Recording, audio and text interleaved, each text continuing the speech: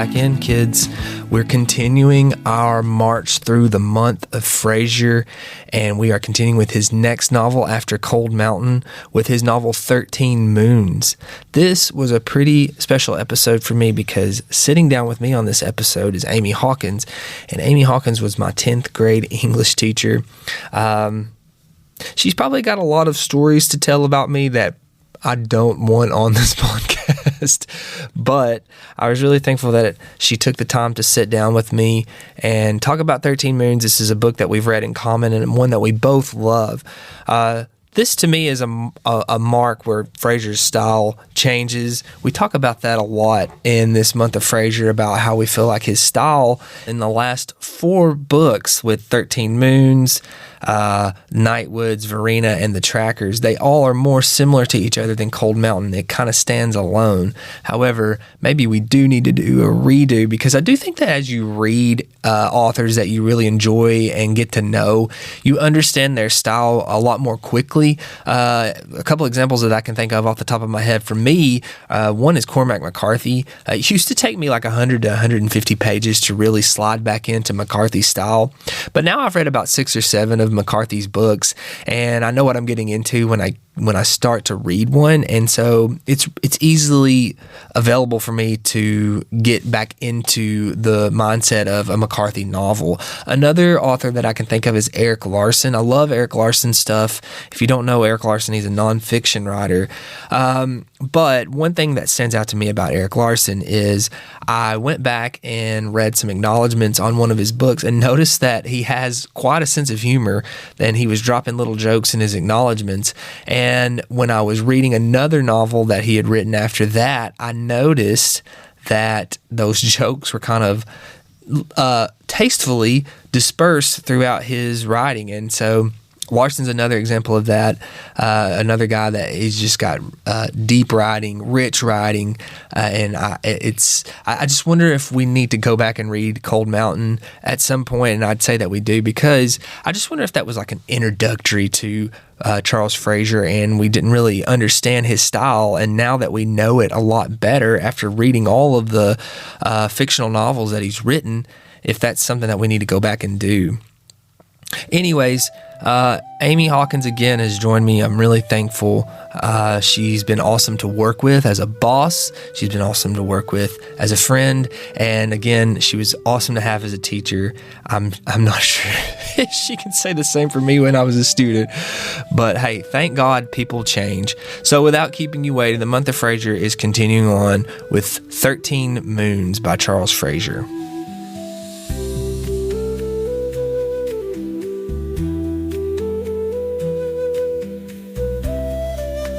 So I read Cold Mountain as a sophomore in high school, so that would have been 97. So that was when it just came out. Yes. So Mr. Carr was a feeder of books. That's so cool. he would, of course, we read books in his class, but then we. So should we explain who Mr. Carr is? It doesn't No, matter. he's like we a character. if you want to. He's his own character. He's my sophomore English teacher. I didn't know that. Yeah. Okay. So we would read books in his class, and then there was a group of us. I had his class for lunch. Okay. In the CTE building. Okay. Okay. So we would go to lunch, and then he would give us books. So that's how I read Cold Mountain. I read The Color Purple. I read To Kill a Mockingbird. That way we didn't read it in class. Oh. I mean, it was like a long list. And so Cold Mountain was one of my books that I read as a sophomore in high school. So that was my first experience with Charles Frazier. So I found 13 Moons at McKay's, and I just grabbed it because it was Charles Frazier. I was like, oh, cool. And it sat on my shelf for I don't know how long, and so I picked it up about 5 years ago. So that's when I read it. That's cool. Yeah. I told Crockett the other day that I finally have come to accept the fact that, not that it's bad, but I guess Frazier's probably my favorite author because everything I read, I reference back to his stuff. And I kind of was like, well, if I'm using this as a benchmark, then obviously I think a lot of There's it. something. You know? Yeah. So do you do the thing where if you've read something or you've been somewhere, like sometimes in your mind you just go back there? Mm-hmm. Like all of a sudden you're like, oh, I'm back there. Yeah, yeah. And and there's really no rhyme or reason to it. So that's what 13 Moons has done for me. So for whatever reason, I always go back to the wintering where they stay in and they hut? and they winter there. Yeah. And so it's, I guess, maybe a really quality job of place, the setting of place. Maybe, I don't know, but that's what 13 Moons has done. And everyone, I'll be like, oh, that's where I am. Oh man, that was a good. I was thinking when that was happening, that was kind of like a cozy little. I know that it was probably supposed to be like some spiritual journey that they went on, but no, to me, I was like, that would be sweet. It would be like a bear hibernating, like, and his neighbor's bear. bear. Yeah, but I thought that would be like a fabulous. If we only did that every winter. Every winter. Maybe I did read it in 2020, which is kind of what we kind did. Of hibernate. Well, I mean, that would line up, wouldn't it? Yeah, about 5 years ago. That's cool. I'm not sure. What's your favorite book? I've never asked you this before. Oh. And why? So, okay, there's a book. It's called Walking Across Egypt. Okay. And Clyde Edgerton is the author. And I read it as a sophomore with Al Carr. Yeah. But I've since read it. I just pick it up and read it every once in a while. It's a book you just pick up and read. So as I read it then, and I read it, I know, in college, and I've read it since. So it's a woman, an elderly lady, and it's set in the South. But she really, at the time when I read it, she reminded me of my great-grandmother. Okay. And she lives on her own. She takes in a foster child at one point, who's this teenager, who's a delinquent teenager and all that. But what really attracted me to it is the strength of her as an independent woman who's raised her family, and now it's her life beyond children and that kind of thing. Yeah. But there's a stray dog that shows up. This is what reminded me of my great grandmother. So there's a stray dog? no. So the stray dog shows up, and she's like, I hate the dog. Get the dog out of here. But then she cooks the dog biscuits and gravy every morning. So my great-grandmother she lived in Lost Creek. So dogs would show up, and she would feed these dogs. Or like a grandchild would leave a dog there, whatever. And she would say, well, I fed that old thing some gravy. But it was that old thing. That's what she called it. So I guess it's the character of the book. The storyline is great. There's lots of description of food, Southern food in the book and that kind of thing. So there's that book. I don't know. How can you pick a favorite book? That's true. Yeah. So, I guess one that you connect with. I guess. Yeah. So I connect and go there. Back to. I connect and I go back and forth. I don't know. It reminds me, I read S.A. Cosby's All the Sinners Bleed, Yes. which was on President Obama's list, I think, last year. Okay. But I just read it over Christmas break. Okay. But there's a character in the story who they've adopted this dog, and he was like, I don't want dogs and stuff. But he would Loved take it. it on walks and loved it. But then when he would get back, he would mistreat it because he wanted to keep that I hate the dog. yeah. I guess. So see, you connected. You need to pick it up, Walking Across Egypt. Okay. But I also, more recently, it's been a while since I read it, but All the Light We Cannot See. Holy moly. Yeah. That's great. I like it when I get into the story, but also as an English teacher, I'm like, oh, look at the craft of this writing, you know. And it gets on my nerves when there are like questionable grammatical errors or questionable structure in a book. I was talking to Mr. Crockett earlier about a book I just read over our first snow break, and there were lots of sentences with but although, which I'm fine with that voice-wise, but then it was a repetition of that, and it really drove me nuts. And I picked it up, so I was already 700 pages in, so I had to keep going. So you're in it by then. But I feel like that's where the writer was. I'm 700 in. I'm going to but although this through the rest of the book. So, but anyway. Something I've asked him, though, is, McCarthy and Frazier, too, they don't use quotation marks. Right. And we teach our kids to use those, but the pros aren't using them. So the pros. how do we? Because the pros can do what they want. Yeah. That's what Erin Sellens told me. I asked her, and she was like, "Because they're published authors, and you are not." And I said, "Well, I mean, I've got some stuff You published." make them use their quotes. You make them use those quotation marks. Dang it. That's funny. So why do you? I guess we'll start with the top. Why do you? We both said we really liked the book. Why did you like it so much? I felt like it was a saga.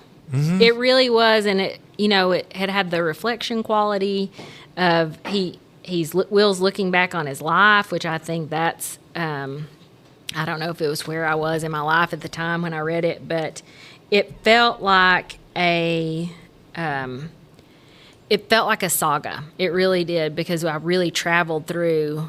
And what he says something about, I've lived so much of a life, but it feels like I haven't. Mm-hmm. That is not enough.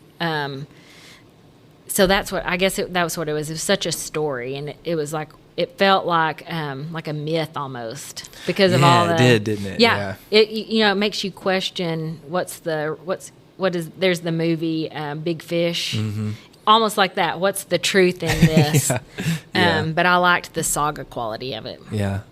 I don't know. I felt like that it was kind of heartwarming to an extent. Was. I think that's why I liked it, is because it was very literary and very deep. But at the same time, I guess I was brokenhearted. Oh, yeah. You have to be. But I just read this book called Train Dreams by Dennis Johnson. It's a novella. Okay. And I was telling Crockett, it's read like a little Frazier. And all these tragic things happened, but for some reason there was like a warm glow around it still. That's kind of what that reminded me of. 13 Moons reminded me of. Yeah, so. There's like, I like American history. I know you like American history as well. I felt like it traveled through so much of that. Mm-hmm. Well, our history, right? Yeah. Right. Mm-hmm. And there's a book, on the Cumberland Plateau. So it's an architecture book, but there's the Tennessee Tech history professor put this book together. Is that what it's called, On the Cumberland Plateau? No. It's based on, set on architecture of the Cumberland Plateau. Okay, I have a copy. I'll let you. Oh, yeah. But there's a little intro to it, and it talks about how, I've always been interested in the settlement of Appalachia. Mm-hmm. Oh, I've got a book for you to read. Oh, man. And I felt like that book could have been written where we are from. So what I was talking about, Cumberland Plateau, blah, blah, blah, blah, plateau, blah, blah, blah. So, the country was settled from east to west. Mm-hmm. The plateau was settled. They settled Nashville before they settled our area. I didn't know that. Yeah, because, there were people hanging out here, of course, like my family. But they settled, because of the landscape, they settled, they went around the Cumberland Plateau and then came into it. So west to east, which is and I don't know what the span of years they are, but it's interesting. So I liked being in that time period where we're settling, and of course, there's the sad part about the Native American, and we're right where the Trail of Tears, we're part of, it's close to us where that all happened, and so that was kind of that was interesting as well. Yeah, that was something that we've talked about a lot on the podcast, because we review a lot of Appalachian books, I guess. But do you think that makes it more special to us because of that? Yeah. Yeah. I do. Do you? I think so, yeah. I think that it's literary enough that people would still enjoy reading it. But for us, there's just that extra ounce of special, I guess. Well, and it's establishing the literature base for Appalachia. Mm-hmm. And, hey, we have these stories, and we are rich in history and stories as well. We're creating our own literature, but our own canon of it almost. Yeah. That's what it feels like. Mm-hmm. Because there's something in it that everybody can relate to. We all have those stories. We all have heard of so-and-so who did this in a similar way. And so I think it's interesting to lay that basis of the literature of the area. It reminds me of a lot, because living so close to the Smokies, how often do we go back there? You know, and then you go back and you see Cades Cove and all that. Which, and I know that this is on the North Carolina side of things, and it kind of reminds me of, Mary Beth likes going to it. The farm when you're going, it's like right before you get to Cherokee. Yes. Yeah. And you see how these people live, and then we go back and we read these novels, and there it is. That's how it. And even that's even later than what's going on here. Yeah. So even like Dog Cove and in White County is a similar settlement, and that's, I think it's just as pretty as Kate's Cove and the Smoky Mountains. Old Dog Cove. Old Dog Cove. We got Dog Cove. We got Wildcat Cove. We've got Moore Cove. You know where that is? I don't You know don't where even that's know. at. No. It's beautiful too. Wait, no, I was going to say Lost Cove. That's not. That's not. That's Lost Creek. Yeah. What is the one Cedar I'm thinking Creek, of? Lost Creek. Oh, man. That's But so that goes funny. back to time and place and that kind of thing as well. Yeah. So, okay, you said you read Cold Mountain. Yes. I have argued that Frazier's style is completely different, which I've read all of his books at this point. Right, And we got the inside info that he's writing another one. Oh, Yeah, interesting. And so I feel like that his writing is different than in Cold Mountain. Do you remember enough to go back to Not really. When I'm like style wise, no. No, I don't. I mean, as far as stylistic, no, I didn't. Yeah. I don't remember much as far as that goes. It's kind of, which, Aubrey Simmons is reading it right now, and she reads a lot of thrillers. And So she's whining. Well, she speed reads through those a lot, Okay. and she can read them in like a day. And I asked her how 13 Moons was going, and she said that it's so deep. Every sentence, she said, I has to pay can't speed attention. through. Yeah, Yeah. she said, I have to sit and think, does this mean something? Does this mean something? So I'm excited to see what she thinks at the end of it. I know Okay. she's probably going to be like, I didn't like this, but in the future, maybe she will. She'll remember it. Yeah, but I don't know. I feel like with Cold Mountain, it was like everything was so epic and grand, and this was more, like you said, like a saga, but more. It's a guy's life. Yeah, yeah. It's his life. Yeah. It's his journey. Just the storytelling. Yeah. Good story. Good old storytelling. Well, and I mean, I think that kind of, when you talk about the popularity of the book, like Cold Mountain was more popular, and you asked me what I thought of that, I think part of it is the romanticism of the Civil War. Yeah. Don't you? I mean, People are kind of obsessed with that a little bit. they are, Yeah. and sure. And then there's the love story, and we talked about like the unrequited love kind of, or like in this one we kind of have he loses her, right? And but she's still there, but he Yeah. can't have her. Right, yeah. But in Cold Mountain, I mean, it's this longing, and then they're together, and I don't know. I think people like that more. That's a more popular. He was like pining for her. Yes. Yeah. And that's Yeah. what ultimately led him to leave. Yes. Yeah. Yeah. So Which one do you think's more tragic? Claire and Will's love, or Ada and Inman's? Claire and Wills. What do Why? you think? Okay. Because it's there. I think that I could relate more to Claire and Will's, because this is going to probably sound silly, but it kind of reminded me of like a high school love that we all go through. You Sure. know, you've got this person that you've like idolized, and Or then Gatsby, Great Gatsby. yeah, it was like that. Yeah, It was. You get so close to them, and you can like, this is everything I dreamed it would be, Right. and then it leaves you. So Yeah. yeah. I guess. But he really pined for her a long time. I mean, after she was gone, he was gone. like, "That's it, Claire is mine." Yes, and then so that's sad. I guess that's the tragedy of it. Maybe it's not just the relationship, but what it did to his life. Yeah, and then they got back together, and he had her when they were older. But- and she was like, "No, thank you." I know. It's Great Expectations. I've never read that. So. Well, tell me how. I mean, she's Estella. Is that her name? Estella. Yeah, she's Estella. She is. That's what this is, Mr. Frazier. Oh no. It's Which is a Great good thing, right? Expectations. Yeah. Well, it's interesting to look at the parallels of that. Okay, so he wants Estella the whole time, and she's out of reach all the time. And interesting, she has a mother figure who doesn't let her Oh, in go to fact, Pip. Yeah. Pip is the character, and he sees Estella, and she's out of reach this whole time, and he's chasing. I mean, he's in love with her. That's what this is. Featherstone would be the mother character. Featherstone's the Yeah. mother character. What did you think? I would like for Featherstone to be a mother character. No. What do you think about old Featherstone? Old Featherstone. Well, so one of the, in preparation for this, I was kind of reading, and it was it was putting out it was talking about the archetypal characters. So you have Featherstone, who's a father figure. Yeah. And he says he's a father figure, but they kind of like to kill.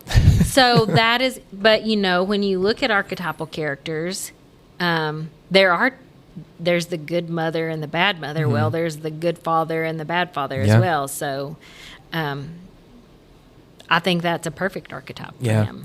I can remember when I read it, I was really uncertain how I felt about Featherstone. It kind of reminded me, have you ever watched Sons of Anarchy? No. Okay. So I guess the father figure in that, Clay, when you watch the first season, you can't stand him. And then second season, you're like, I love Clay. And then third season, you can't, but then you turn and you hate him. And that's kind of how I went with Featherstone. Yeah. Because I didn't like him when we first got introduced to him because he was gambling and he gave her away. Yeah.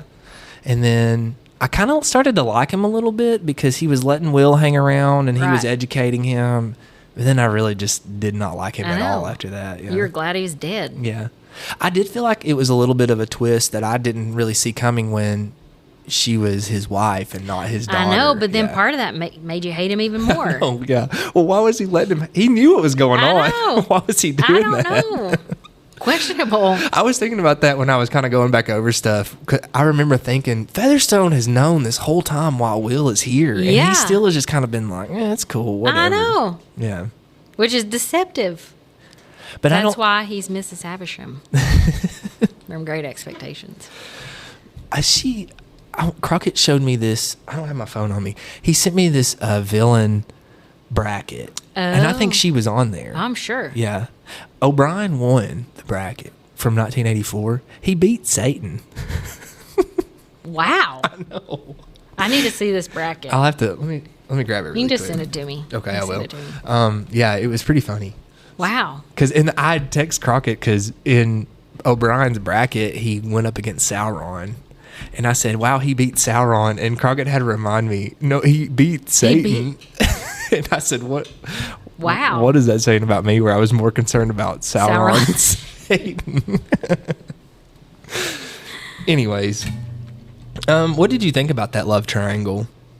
I know I got that on here. I don't know. I kind of got tired of it. Mm-hmm. The whole thing. Yeah. I mean, I understand why Claire made the decision she made, but at the same time, I was, and I guess I got tired of it all. Will, you know what? Get your crap together. She's not coming to you. Yeah. And then he made that trip all the way to Oklahoma. Yeah. Yeah. I mean, get over it. What did he think was going to happen? I think he thought she would go back with him, didn't he? He's stuck in, he's a high school boy who's like, can I say what I think? Sure. I mean, did he really think that was the only he was going to have the rest of his life? I don't know. I guess he did. I guess he did. Yeah. What's this rated? I can always put an explicit on it. Okay. Well, I'm not going to say that bad, but I mean, really, it's whatever you want it to be. Is that what he thought? I don't know. So he was a high school boy here. He was so disillusioned with her love. Yes. And then he was so busy helping Bear obtain all that land and kind of get everything set up to where... Right. I guess it was going to be like a pseudo Cherokee nation. That they were going to have everyone come back to the promised land, you know. And then to realize that they really didn't, that's not what was wanted. Nothing worked out for him, did it? No. That's kind of sad. It is sad. He's turned out Will's a tragic character. He is a tragic character. So what would his tragic flaw be? Trust. I don't know. What am I trying to say? Like grand ideas? Yeah. Where you get like disillusioned with those? Great expectations. It all comes back. It's all, it's all circling back. This is just a plan that I've set it up that you have to read that. Oh, no. Is it a long book? No. Okay. We read it. I'll read it. Carolyn Walker read it to me aloud while she sat and rocked in a rocking chair. Oh, did she really? I need to get one of those in here. You need to. She had it in here. It was in here. Up front. So I've been teaching from back here a lot just because I'm liking the vibe, and I'm starting to think about just having my kids just turn this way. Well, or stay facing that way when you don't want to see their faces. That's true. I've got a few in here that are like that. Yeah. Hopefully, and you can see what's on their screens. Well, they won't listen to this, so I don't have to worry you about don't. that. Yeah. You don't. They won't. I can see. Well, They would listen to it if it was 5 seconds. Mm-hmm.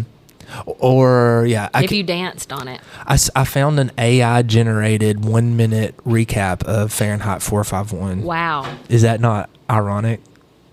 Wow. Yeah. Isn't it funny? That's where we are. I know. We're in that. We're in Bradbury society. We're in it. Oh, the screened walls.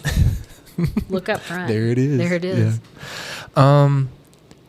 I've tried to get away from using my Chromebook so much this semester. Have you had more success with that? I think so. I've really been trying it with my juniors because, our freshman stuff's basically already been built for that. Sure. And I think that they like it better. I hardly use my Chromebooks for my juniors at all. They interact with each other more. Well, I've kind of gone rogue in my juniors class, I'll be honest with you. So we're reading Dubliners by James Joyce. Okay. And today we read it, and we read A Little Cloud. I don't know if you've read it. But he basically goes and meets an old friend, and he realizes my life is not as exciting as his, and so he goes home and he's like yelling at his kid, and I don't think my wife's pretty anymore. And then he has his epiphany that, oh wait, I'm the monster. Grass is greener. Yeah, and I could tell that they were kind of bored while we were reading it, but the conversation we had after it was good. So much better than, because it was complex and deep. Do you find that they are not hiding behind a screen? Do you think they hide behind a screen in class? I think so. When they have a Chromebook. Yeah. And I try to interact with all of them, so yeah. Yeah. Are you liking your junior class? I love it. It's like a drink of fresh water because it's in between my freshmen. It's like when you can go to the bathroom. Yeah. In the middle of the day. Yeah. Like, wow. I love it. It's been what a fun. relief. Yeah. It's been good. I'm glad. Okay. You got one? I thought you were about to say What something. about Will as a character? We've talked about he's a tragic character, but are you sympathetic to him? I think I'm very sympathetic to him. You know what I wrote on that? What'd you write? Yes. Yeah. Yes. It's like IDK. No, I am, because I kind of felt bad for him, especially when he was living in basically that Monticello remake, right? Yeah. And he was shooting at the train when it was going by. He turned into a cranky old man. What about when so you're talking about the end, what he turned into, but also, he was sold into indentured servitude. Yeah. And then just sent Good out luck. on his own. Dang horse got stolen. Yeah. It was like but yes. Yeah. But I didn't feel like things were brought on by stupid decisions. No. I did think that he was smart. Yeah, he was smart, and he wanted to help people. Mm-hmm. I liked his. He wasn't seeking anything for himself. No, I don't. Other than Claire. Yeah. Yeah. But that's because the whole land grab type thing was to help Bear, yes. and he'd really kind of. Well, the Cherokee people had accepted him, and he had accepted them back, and I think he thought that this was like a way for me to tell them thank you for all that you've done. Right. Yeah. To be becoming his family. Mm-hmm. Yeah, I like the relationship with him and Bear. I was like always cheering for that, and I always like the interaction between those two. Yeah, me too. Yeah. So I think he was. So yes. Yeah. What's that next one say?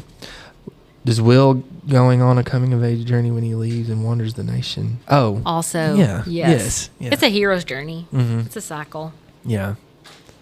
And it's interesting. Like Claire's kind of when you think of cycles, she's a circle that he keeps coming back to. Well, if I remember correct, he's like really trying to get out there quickly to her. Yes. And then when he's going back, he takes as much time as possible to get back. Because didn't he stay in Memphis for a little while? It seems like, he hung out in Memphis for a while. A little bit. Yeah. I wonder what that's about. The John Ely book, The Landbreakers, that's what I'm going to get for you to read. Okay. There's a character in it, and he heads out towards the Memphis area, so I wonder what it is about. Well, it's the Mississippi. Mm-hmm. It's like rich land. Yeah, and it's the divide between East and West. Mm-hmm. But Memphis, was it the riverboat town that it was during that time period? Yeah. So. But St. Louis was the official gateway. Oh, I know. But you can just travel right up from Memphis, in case you didn't know your geography. Or down to New Orleans. Or down. Get on out. Yeah. What are some of your most memorable moments from the book that you can remember? It's all about setting. It's the place and the setting. So I go there, the store where he went and then he worked, and then his house at the end.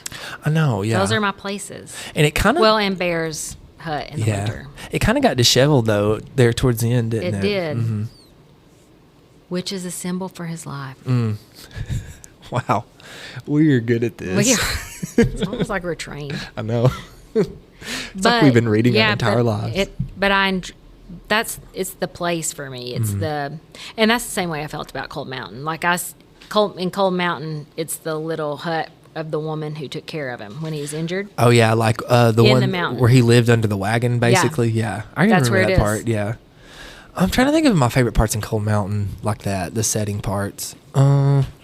I think that I liked when it was Ada's farm, right? Yes. I really enjoyed that because I could see the cove. I thought he did a really good job of describing Yes. the cove of Cold Mountain right there Yes. with it in the background. I don't know, I can see that still when I sit here and think about it. Yeah. Yeah. What was your favorite? My favorite parts, I really like the interactions between him and Bear. I did like the love story with him and Claire because it reminded me just of, like I said, that high Young school love. love that the young Yeah. love that we go through, and we think that we can. I don't know. I think we can all relate to that. Yeah. You know. So one of the blogs I read was talking about the line where he says, "I didn't know you would look like this. You were always pretty, but now you are beautiful." And it said, "Cue the 30,000 women readers." But it is. I mean, I like the idea of the love age. You know what's it's a song. Oh no, It's a song. I'll never remember it. it's okay. When you have, when will you still love me when I'm 64? By Oh. the Beatles. Oh, I've not heard this one by the Beatles. Oh yeah, you need to look it up. You need to listen. I'm really coming off as uncultured in this one. It's a listen. So it's, but it's just that he still loved her and she was still beautiful to him. Yeah, he did still love her when he He met did. her. Didn't he hear about like this widow in mourning, and he kind of thought, "Is that Claire?" He did. Yeah. I was hoping that they would make it through with that too, but Aw. they didn't. They didn't, and that doesn't always happen. It's But not that's- always a neat little package. I wouldn't change it though. No. You know, You could rewrite it on your own blog. I could. Yeah. Happy endings. Here's what I would do. Just thought I'd let you know. So you did this wrong. I'm just this English teacher in Sparta. So, it's not as popular of a book as Cold Mountain. But do you think he had more freedom as a writer to write what he wanted to write? I don't know. This is my favorite Frazier. Okay. Cold Mountain is my least favorite of his. Oh, okay. Yeah. This is my favorite. I'm going to one have of to his. read the other ones. They're good. Nathan's reading. He's read The Nightwoods. Okay. And then he's reading Verena right now. Okay. And then he's read Trackers, so he'll be done He'll with be those done. two. Yeah. Okay. Trackers is good. Did he read 13 Moons?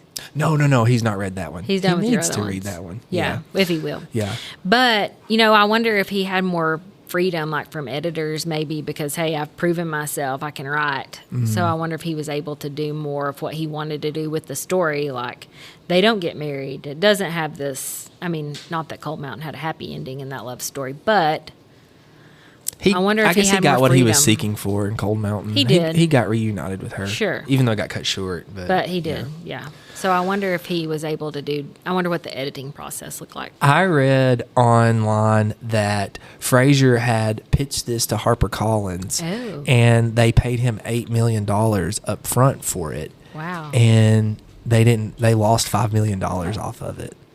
Really? He only sold 750,000 copies. But I wonder if him pitching that idea, like you said, gave him more freedom, to do. do. Yeah, because of his first success. And that's something that we've talked about a lot, is I wonder if he really took his time on Cold Mountain to make it as epic as possible so that he could start writing these What he more wanted. freely. Yeah. Because I think that 13 Moons, Nightwoods, Verena, and the Trackers, the style is a lot more similar than Cold Mountain. So this was the next book after Cold Mountain. So Yeah. we're almost 20 years out. Yeah. That's crazy. What isn't else it? was he doing? What else was he doing then? Well, have you ever noticed in the back of his books, he has so much research. He lists like a... Because he was a professor. Yeah. And that was something that I had sent to them that I wanted to ask. Like, do you think it's important for our authors to do, like, if you didn't know any different, Right. would that make a difference to you? Right. I don't know the answer to that question. I don't either. Do you think that we like subconsciously know?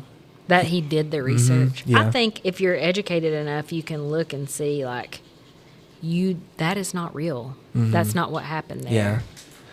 I just don't. But I mean, this was it's like I said earlier, like a myth almost. What's true and what's not true. Interesting. That was something that I feel like I'm name dropping. That was something that his wife had emailed us back though. She said he's very slow at writing. So he wants to get it right. Mm-hmm. Yeah, because she said he was working on his 6th, and she said he's very slow at writing his novels. He takes his time because she said it might be a while for them to get back to us. So hopefully by the time this is published, they have gotten back to us. They'll let us know. Yeah, we can drive there. That's what I told them. Well, they've got the roads repaired. She said that was another. I know this is kind of off topic. She said that was another thing that they were still like wading through all that. That's amazing. Yeah. I mean, I just saw a post the other day that they finally have 40 opened. Really? Oh, yeah. I didn't know that. Yes. Oh my gosh. Yes. Is that not insane that it happened? It is that it took that long. Yeah. The infrastructure. Well, just that the event happened. Right. That mine blowing up. No, I'm Yes. just kidding. That lithium. That lithium mine. Because they were trying to do another fake moon landing on the flat Earth. Yeah, with their weather machines. Did you see that eclipse the other night? I didn't. It was I didn't flat watch it. like a penny. Are you being serious? No. Oh. Jeez Louise. I didn't know if that was like a thing going around right now. Oh, it was going around, but it was making fun of flat earthers. Oh, okay. I hope you're not a flat earther, Charles Frazier. That would be bad. If you are, we don't want to talk to you anymore. Cancel that. Cancel that email. No, I hope that would be cool to get to talk to. So what do you think about the title 13 Moons? Well, it was how they marked the seasons, right? Mm-hmm. I liked it. What do you think about... But aren't there like different moons for different... Yeah, they had different names for each moon. Yeah. Yeah. I've thought about that a lot. When there's a new full moon, I've thought, I wonder which moon this would be. You know, Erin Replogel, our counselor, she follows all that. Does she really? We could ask her and she would tell us. Like the Cherokee stuff? Yeah, the moon, different kinds of moons. Oh, I didn't know that. I mean, she's not like, but she knows what it is. Maybe we could do a Friday bonus episode. You could. She does little blogs about what moon does she it is. really? Yeah. I didn't know that. Yeah. Oh. Yes. Big time. Well, Mary Beth found out Mercury was in retrograde. And it felt like it. And that our sun's been acting like a wild man, so. It's a real thing. Well, and I wonder how much of a Southern thing that is. Like the astrology and all that? Well, following the moon. You know, you have the Farmer's Almanac and, you know, there's always don't do things when the signs, my father-in-law always says the sign's in the butt. Well, that's another, I mean. It is a thing. Frazier and Cold Mountain, that's how Ruby planted everything was by the signs. And so that's still a thing. Like my little granny, she's like, oh, don't put anything out right now. Well, I can And she'll remember tell you that. you told me when we were breaking her from her passy was... Yes, don't do it. Don't do it in the signs in the knees. Yes. That's what you said. And I looked it up and it was that week. And I said, we need to do this now. Yeah. Did it work? It did work. See? Yeah. There's something there. I know. I think we're more connected to nature than we think, but then... Okay, does it not make you feel, I guess, as a believer, though, like, it makes me feel funny sometimes because I'm like... God created it. I know that. I know. But it's made to, I guess a lot of people would say, like, astrology is taboo, right? You think? I don't know. I mean, I know why, but I mean, I can justify that if you want me to. Yeah. It's God's creation. I mean, the reason that it's taboo is because when they came in and they were spreading Christianity, they had to be like, oh, that's bad. Get out of that. That's bad, because they had to say, you've got to believe this way. I mean, it's why we have Christmas. When we have Christmas, every holiday we have is based on some kind of pagan holiday. Yeah, but that's true. You can't ignore you can't go out into nature and ignore. Our bodies have to have it. Like we have to have vitamin D. We have to have iron. Mm-hmm. It comes from the earth. Mother Earth. Mother. So the Zodiacs, I mean, a Leo, that's what I am. I feel like it lines up. Oh, you're a Leo? Mm-hmm. I'm a Cancer. Oh, are you? What are like your characteristics? Stubborn. Oh. Shocking. Solomon's a Leo. Is he? Mm-hmm. I Claire's feel like he and I are similar Leos. Yeah. Claire is a Taurus, a little bull, and that's true. That's very true. Yeah. So I was thinking about this, Claire. Is this where you got the name? No. Okay. Dang. Oh, yeah, that was 5 years ago. Yeah. You hadn't even read it yet. No, I already had a Claire at that point. Yeah. Yeah. I was hoping that it was. I was pulling for it. No, I could make it up. We could, yeah. Yes. It doesn't line up. It doesn't line up at all. I knew I would read this in the future because I was following the signs. It was. That's what I was about to say. It was in the signs. It was in the signs. That's funny. No, I like the 13 moons. I wondered, like that's what I said. I was wondering when I was looking at the full, because we just had one the other night. We did. What moon was that? It was a blood moon. Aaron Replegal knows. She does know. We could ask her. Maybe we should start. I'm going to tell Mary Beth to plant her garden based off of that. You need to. You can get the Farmer's Almanac. Do they do the Cherokee moons? They do the signs. They tell you what. Okay. They have the little signs in their almanac. Mm-hmm. How accurate is their like snow predictions and stuff? I don't know. I never look at that. I do. I know. I have, our little predictor, and we have the one predictor. What's his name? Oh, Pfeiffer. What's his name? Fuzzy Pfeiffer. Yeah. He's our snow predictor. But Miss Boston is our snow predictor. Oh, she's the snow czar. That's what I she tell her. is. Yeah. It's real. She's good at it. She is good at it. I've bet so many lunches and lost to her that I've stopped buying them. You have to, because she knows it. She would make me very poor. Yes. Yeah. It's impressive. It's freaky. I bet she knows about the 13 moons. I bet she does too. We'll have to ask her. We will ask her. What about where you cut the persimmon and if it's got a spoon in it, I it know. means you're going to be scooping out a lot of snow? Do you believe in that? No. Oh. Do you? It's cute. I don't know. I mean, it's one of the signs though. It is, but it's cute. Yeah. I read, speaking of, okay, so I took the journey through Little House on the Prairie. Oh, yeah. We need to talk about that one day. I've got one of the novels at home. Which one is it? I don't know. I'll let you know. I got really obsessed. I took a journey through that. Was this a coming of age?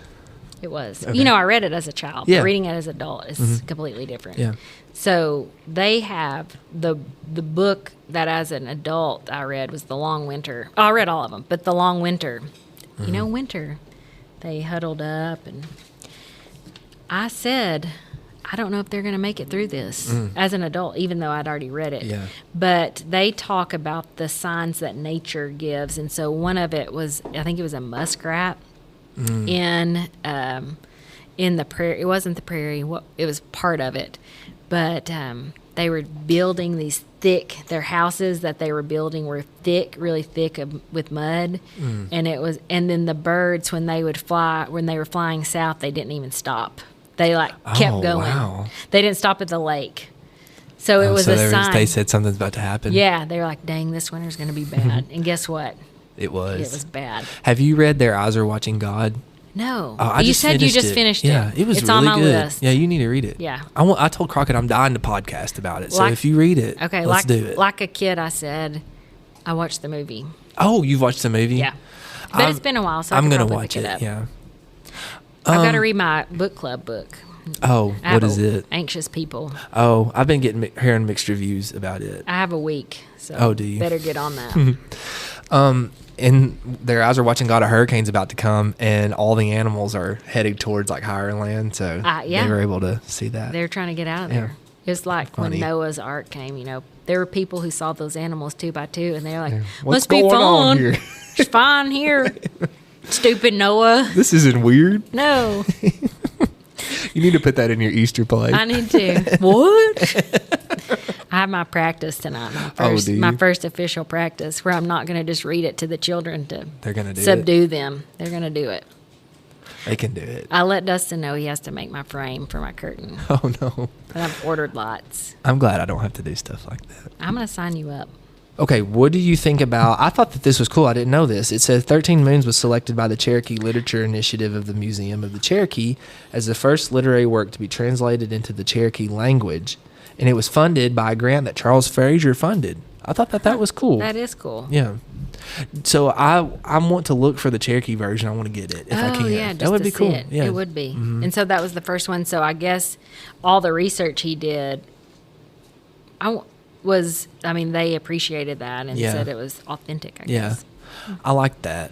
So it was based loosely on a true story. Oh, Did you see that? No, I didn't see that. Based on the first white chief. Oh, cool. Loosely. I feel like I know his name. If you said it, I would probably know it. I can't say Didn't it. he? Because he was going to Washington trying to... Yes. Yeah, he was trying to get the rights and treaties and stuff. Yes. Yeah. Yeah. What else was that in? I just kind of remember reading about it. I know what we're thinking of, the book we read last year. What was it? Oh, Killers of the Flower Moon. Yes. That's what I was thinking of. Yeah. But they were the Osage. They were. Mm-hmm. I don't know. So I read 13 Moons right after that. After I read that, okay. because I don't know if you do this when you read, but I have like these weird periods where Oh yeah. random. It's like weird how it's all Things. related. And I was going through a Native American period because I read Indian Killer with Crockett. Okay. And we had just got done reading Killers of the Flower Moon, and then I read 13 Moons. So I had this like Native American thing you going did. on. Yeah, it was weird. And now you could read Little House on the Prairie, and oof, I will. I'll could let you read know it. if you'll The theme is podcast with not me good. about it. They would not. It was not a good theme. Well, the Osage, that was who they encountered, It wasn't was, it? Yeah. yes. And after reading Killers of the Flower Moon and then reading, I was like, oh, okay. Yeah. So I told Mary Beth about the Pioneer Woman. Okay. Have you seen all that? No. So her family, oh my gosh, I'm afraid to say this because I don't remember. I do Her know family owns the land. They were some of the people. Yes. They were kind of like Caretakers. connected to They were. the guy. Yeah. Yeah. Drummonds. The Drummonds. Yeah. And she Yeah. won't talk about it. Like they will not talk about it. So Wow. I Sins know. of the father situation Mhm. there. Yeah. How much are you responsible for? I don't know. Mm. Ugh. Ugh. She doesn't watch Pioneer Woman anymore, so it wasn't like as impactful because I was like, let me tell you about Reed Drummond here. We still love you and your food and your recipes. Do you like the Pioneer Woman? her recipes? She's got a Pioneer Woman cookbook. Yeah. We're really out there right now. We are out there. I don't know what all we should be saying I don't know. here. It's fun. I think it makes it more enjoyable It's to a listen good time. to. So did you know that the Cherokee Nation, you can learn Cherokee in a 13-week class for free Are you going on to their do website? it? I almost did it at one point, yeah. They have a different alphabet, right? There's a different alphabet. Yeah. But they based it off of ours. Tecumseh. Sequoia. Sequoia? Yeah. Tecumseh was... What did he do? We're going to have to take It's a that general. out. That's a general, isn't it? General Tecumseh. Man, why did I not bring my phone over here? I'm sorry. What are we looking up? Tecumseh. Yeah. Not Tecumseh. It was Sequoia, right? Right. Tecumseh was the general. Well, he was... Sherman. Was it? No. No. He's a Native American. Oh, is he? But he's Shawnee. Oh, I looked it up. Sequoia. He's got that big pop in his picture. He does, and I don't blame him. Like a G. If I was going to make my own, I would have to I would have a pop. pop. If I was going to have to draw out my own alphabet. Do you think Charles Frazier can speak Cherokee? I should have put that on the thing. I wonder if he has a Cherokee background. I don't know. Is he from Asheville?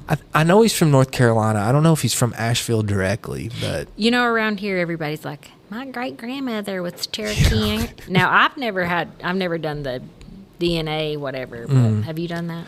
I'm not. Now, I know you just You're said about to that, say but it. I'm about to say it. Yeah, You have freckles, Drew.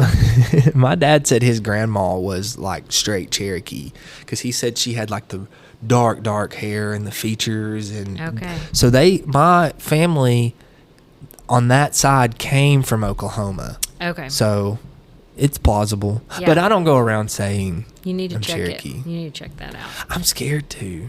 Well, do you have anything No, else? how do you wrap it up?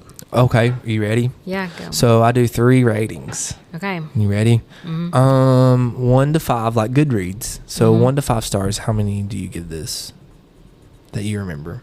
I know it's been a little bit, but 5. I mean, You gave it a 5? 4. 4? Let's do 4. Okay. What do you give it? I gave it a 4. Yeah. Yeah. I think a 4. I mean, I loved it. It's not a book I picked up again, Yeah. but I mean, not that I wouldn't. Yeah. But I think it's one that when I get older that I you'll can read see it myself again, coming back to. like a Yeah. reflection of life Yeah. Yeah. When I'm shooting at trains going when you by. have great expectations. Okay. I'll put it on my list. Okay. You ready for this Okay, scale? next one, go. 1 to 20. Because it helps me. I don't like doing decimal points because I'm not a math person. So it helps me dictate more accurately. I feel like my 1 to 5 Okay, stars. 1 to 20. So it would be divisible by 4, right? So like a 16 would be the top of a 4. You get it. 12 would be the top of the 3. So where would you put this?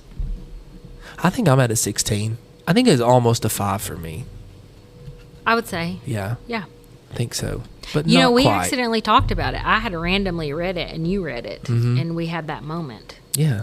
Yeah, I would say 16. Okay. Are you ready for this one? Okay, maybe. How much would you buy this at McKay's? We both bought our copies at McKay's. Okay. How much? Do you remember how much you paid for yours? I remember how much I paid for mine. 5. How much did you pay? $1. It was in the dollar bin. It was in Hanging the out? section it was supposed to be in, but it was just $1. Yeah. Oh, wow. Hardback, everything. Mine's paperback. Oh, is it? I bought it for $1 at Knoxville. I bet because I bought it when it was newer. Maybe, yeah, probably. Maybe. So you bet $5. Would you pay $5 for it? I paid $15. You'd pay $15 at McKay's? Whew. At McKay's? Oh. Yeah, at McKay's. No, how I'd much pay at McKay's? I'd pay $5. I think that's what I did. What's the top? Top of not at McKay's? No, at McKay's. I'm trying to get them to sponsor my show. Oh, top at McKay's, 7. 7? Don't you think? Yeah, that's where I'd probably be at. Yeah. So, which I feel like is pretty high. That's good. Yeah, at McKay's. Yeah. I bought it one for $12 the other day, and it hurt my heart. But it was worth it. Was it worth it? Well, yeah, because it was a hardback version. So, and it was going on Amazon. It's $35 used. Then it so, was used. Yeah, it was right. It was good. I got my Anxious People for free from. Oh, did you? School nurse. Oh, okay. Yeah, she gave it to me for free. I don't like handing out my books because obviously I like to keep them. You do. So I'm nervous about. Do you read on Kindle? I don't want to. Never? I like having the book. Yeah. Yeah. It's kind of like a trophy. So one time I made Nathan buy a book and a hard copy of a book. You know, he loves his Kindle. Oh, he does. Yeah. But it was a book we both wanted to read. Was it The Silent Patient? No. Oh, no. Oh. No. Did you read that? He gave it to me, so I didn't know if that was it. He was like, I have the copy of this. So. That's not it. It was Cloud Cuckoo Land. Oh. What's that about? You need to read it. Okay. I can't even tell you. Oh, well. You need to read it. It's another one. You need to read it, and we'll have another. Okay. We're going to have to set up a bunch. Anyway, he was going to the beach, and he was going to read it. And I said, well, I need you to buy a hard copy of it so then I can read it. And he did. But you know what happened? What? I ended up downloading it. I ended up getting on Kindle because I like on Kindle, if I'm hanging out in a doctor's office and I can pick up my phone and read the Kindle app. And then it all picks up across all my devices. So I peer pressured him into buying the hard copy of it. And then I didn't read the hard copy. I never told him that. I think it's Verena. There's a character in Verena that they talk about. He always carried a book with him, and he wouldn't partake in their jokes and stuff. He would just sit there and read. He would give his opinion, and then he would go back to reading. And I was like, I kind of want to be that guy. That's your where guy. I just always got a book, and I'm interested in this, and I'll do my business, and now we're done. And then so back to my I'm book. doing what I want to do. It's kind of like those people who crochet in public. Yeah. Oh, gosh, don't say that. That's what you just became. Oh, no. And you shoot at trains. Yeah, that's my future. That's it. Did you ever think you would be... I have to ask this question because it's obvious for us. Did you ever think you'd be in here podcasting about books with me in the classroom that I had you in? No, I can look over at where your desk was. Oh, yeah. But, and that's you know, where I'm I at. really do remember your writing. Thank you. I really do. I want to write You were like again. a sleeper cell. Yeah. I've always loved to write. Because you were talented. Danielle Steele. Danielle Steele. I've never read a Danielle Steele novel in I my haven't life. either, but That's where I that. went. Instead of like Stephen King. I mean, I could have called you Stephen King or something, but no, I went to Danielle Steele. Yeah.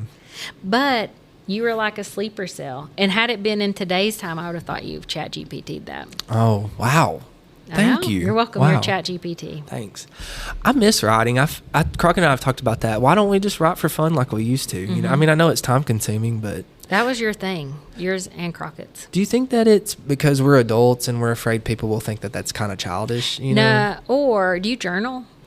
Okay, so I'm thinking about getting into it. Yeah. Yeah. So I know that I need a journal, but my problem with journaling, do you feel the pressure as an English teacher to make it like some kind of beautiful piece of writing that means something instead of Maybe. Yeah. I can just write it out. So I have a journal that is sentence. It's like you just write one sentence a day. You can start. I've not done it. Don't get excited, but I do have it, and I think that would be a good starting point. But Violet and I journaled over spring break, and she would tell me what to write, and I would write it exactly. Oh, that's cool. Exactly how she said it. Yeah. So that was interesting. That's cool. I think for me, I'm afraid because I want to handwrite my journals. I don't want to yeah. type them out, and I'm afraid that I will end up just because I love doing bullet points. That I'll just bullet point stuff. You know. So have Aaron Brown's mom. I had her as a teacher. Wrote them journals as children. Oh man, does that stuff not make you feel like a little less of a parent? Yeah. You just need to talk to him about it. Individual journals. So she had 3 children. So she would have been writing, and it was a document.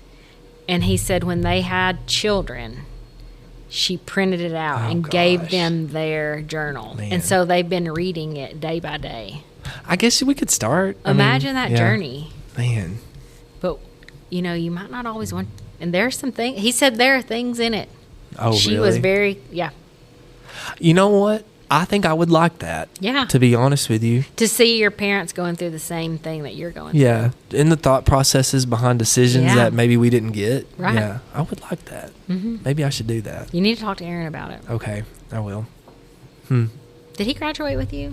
He was in your grade. He yeah, left. he transferred to Yeah. Solana. Yeah. Yeah. Danielle Steele. It's you. All along. What if all along I was All back along. here writing romance You're like- novels? A secret. Yeah.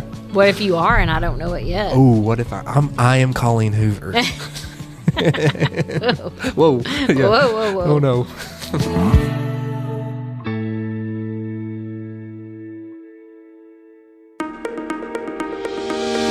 Hey, if you're a fan of good conversations and fresh takes on literature and the kind of school stories that stick with you long after the bell rings, well, I've got a podcast for you. It's called With Honors, and it's where my high school students have taken the microphone, not just to analyze books or talk about our lessons, but to reflect on what we've learned this year, have conversations about what surprised them, how our literature and classroom experiences connect to their real lives.